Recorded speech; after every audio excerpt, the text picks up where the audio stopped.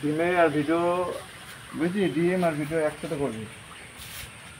এই যে দাদা এখন আমাদের দেশি মাগুরের ডিম বার করছে, এরপরে মিল্ক কেটে মেশানো হবে। হয়ে গেল ডিমটা, দেখতেই পাচ্ছি কত সুন্দর ডিম বেরিয়েছে। যদি আপনাদের দেশি কিংবা শিঙি কোনো রকমের মাছ লাগুক আমাদের সাথে যোগাযোগ করতে পারেন। এখানে সব মাছ যত্ন সহকারে খুচরা ও পাইকারি বিক্রি করা হয়।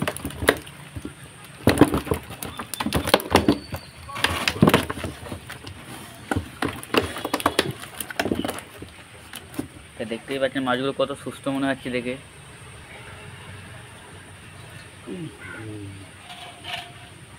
একটু বাইরে চলে গেল, কোনো ব্যাপার না ওটা।